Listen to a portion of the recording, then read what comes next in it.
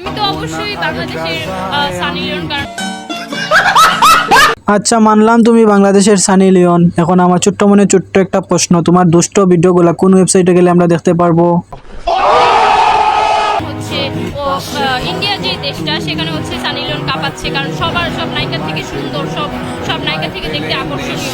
তো মানলাম বইন তোর কথা, ইন্ডিয়ার সানি লিওন ইন্ডিয়ার ঘাটে ঘাটে মাঠে ওয়েবসাইটে সব জায়গায় কাঁপাচ্ছে, তার কাঁপাকাঁপি আমরা দেখতে পাচ্ছি। ওগুলা তোমার কাঁপাকাঁপিগুলো আমরা কোন জায়গায় গেলে দেখতে পারবো, একটু বলো না প্রিয়।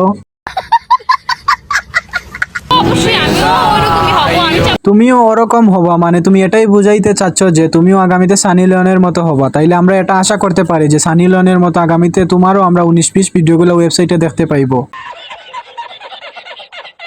যে বাংলাদেশে আমি নায়িকা হব। তুমি নায়িকা হয়ে গেছো, ভালো কথা, আমাদের কোনো সমস্যা নাই, কিন্তু তোমার আপকামিং মুভিগুলোতে আমরা নায়ক হিসেবে তাকেই চাই, যে একাধারে নায়ক, গায়ক, ডাক্তার, মুভি ডিরেক্টর, এক কথা একের ভিতর সব, তাকেই আমরা আপনার মানে মুভিগুলোতেই নায়ক হিসাবে দেখতে চাই। আশা করি লিজেন্ডরা বুঝে গেছো আমি কার কথা বলতেছি। আমি তো অলরেডি সানি লিওন হয়ে গেছি, কারণ আমাকে হচ্ছে কমেন্ট বক্সে অনেক বেশিরভাগ কমেন্টই আসে যে সানি লিওন। তো আমার তো ভালো লাগে যে সানি লিওন দেখতে অনেক সুন্দর। তো যদি আমি ওরকম সুন্দর হই, তাহলে টিকটকে অনেকেই বলে অলরেডি আমি হয়ে গেছি, আমার ভালো লাগে। সানি লিওন মানুষটাকে আমাদের এই আপুমনি মনে হয় জানে না, যদি জানতো তাইলে তার মনে এই সানি লিওন হওয়ার এই বুটটা জাগতো না। আর তার কমেন্ট বক্স দেখে সে এতটাই গর্ভবতী হয়ে গেছে যে একটা মানুষ সম্পর্কে সে না জেনে ওইটা হওয়ার চেষ্টা করতেছে। Hey, what's up brother and sister, welcome to another new video. নাকে একটু চোখা চোখা, আর আমার চোখ দুটা মায়াবী, এন্ড হচ্ছে আমার ঠোঁটগুলো হচ্ছে গোলাপের মতো সুন্দর, আর গাল দুইটা হচ্ছে লাল লাল টমেটোর মতো, এবং হচ্ছে আমার জিরো ফিগার। তা আমার কাছে মনে হয় অনেক সুন্দর। যারা চুতমারানি ম্যাগি আলট্রা প্রোম্যাক্স হয় তাদের সব কিছু সুন্দর হয়। তুমি যেমন নিজেকে সানি লিওনের সাথে তুলনা করতেছো, বলতেছো তুমি সানি লিওনের চেয়েও সুন্দর। মানলাম তুমি সানি লিওনের চেয়েও সুন্দর, কিন্তু সানি লিওন দিন শেষে কি একটা ম্যাগি প্রোম্যাক্স, তার মানে তুমিও তার মতো ম্যাগি প্রোম্যাক্স। এই যেহেতু কাঁপাতে পারবো, তো 4-5 জন ছেলে কাঁপাতে পারবো না, এটা কোনো কথা? 4-5 জন ছেলে নিয়ে কি আপনি লোড সামলাইতে পারবেন?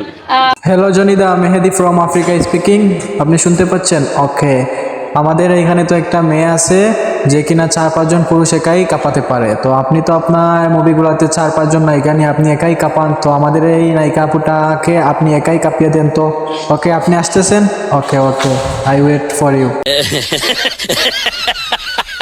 আচ্ছা, আপনি যে একটা প্রশ্নতে বললেন যে আপনি খুব স্মার্ট, আপনার স্কিন অনেক টাইট, পাবলিক কিভাবে বোঝে যে আপনার স্কিন টাইট? আপনি কি কখন আপনার স্কিন পাবলিককে দেখাইছেন? হালা মাতামুটা সাংবাদিকের প্রশ্নটা দেখেন।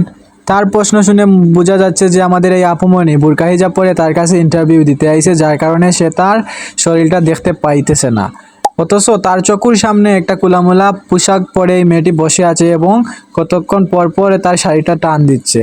আবার সে প্রশ্ন করতেছে যে তোমার স্কিন টাইট না নরম, তুমি পাবলিককে কি দেখাইছো? পাবলিককে দেখানি লাগবে না ভাই, তোর যদি দেখার প্রয়োজন হয় তাইলে তুই তোর বাসায় নিয়ে নুনু ধরে ঘুমিয়ে যা। না, পাবলিককে কেন দেখাতে হবে? পাবলিককে সবকিছু দেখাতে হয় না, পাবলিক হচ্ছে বুঝে নেয়। পাবলিককে সবকিছু দেখাইতে হয় না, পাবলিক সবকিছু বুঝে নেয়। তুমি যে একটা ইউজ প্রোডাক্ট, এটা তোমাকে দেখাই আমরা বুঝে গেছি, আর নতুন করে তুমি দেখাইতে হবে না। गजब बेइज्जती है। ফেসবুকে হচ্ছে বেশিরভাগ কমেন্ট আসে যে না আপু, ভিডিওটা দেখে আপনার ভিডিও দেখতে আসলাম, আসলে আপনার আগে যারা রাত্রিবেলা বিপিএন কানেক্ট করে ওয়েবসাইটে গিয়ে দুষ্টু ভিডিওগুলা দেখতো, ফিল নিত, মজা নিত, এখন তারা আপনাকে দেখে এই ফিল নেয়, মজা নেয়, সব কিছুই করে, যার কারণে তাদের আর এই কষ্টটা করতে হয় না। আপনি তাদের এই কষ্টটা দূর করে দিয়েছেন, যার কারণে তারা এরকম কমেন্ট করে, আর আপনি এই কমেন্টগুলা দেখে গর্ববতী হয়ে গেলেন।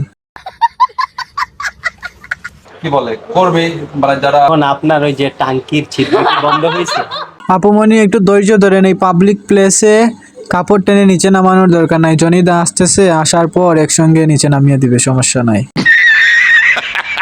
এই আপুটাকে নিয়ে আর কি বলবো ভাই, এদেরকে নিয়ে মানুষ এত মজা করছে, এত টল করতেছে। এদের যদি ন্যূনতম লজ্জা শরম থাকতো, ন্যূনতম পারিবারিক শিক্ষা থাকতো, তাইলে সোশ্যাল মিডিয়াতে এসে এরকম আবলামি সাগলামি পাগলামি করতো না।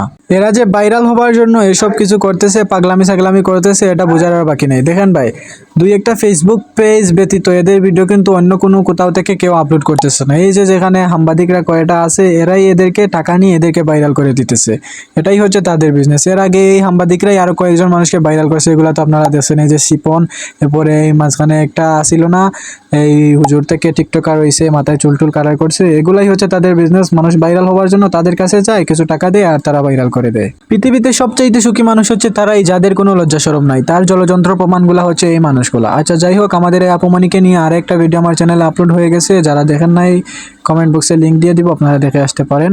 তো গাইজ আজকে ভিডিওটা এই পর্যন্তই ছিল। ভিডিওটি কেমন হলো অবশ্যই কমেন্ট করে জানাবেন। তো দেখা হচ্ছে পরবর্তী কোনো ভিডিওতে, সেই পর্যন্ত সবাই ভালো থাকবেন, বাই বাই।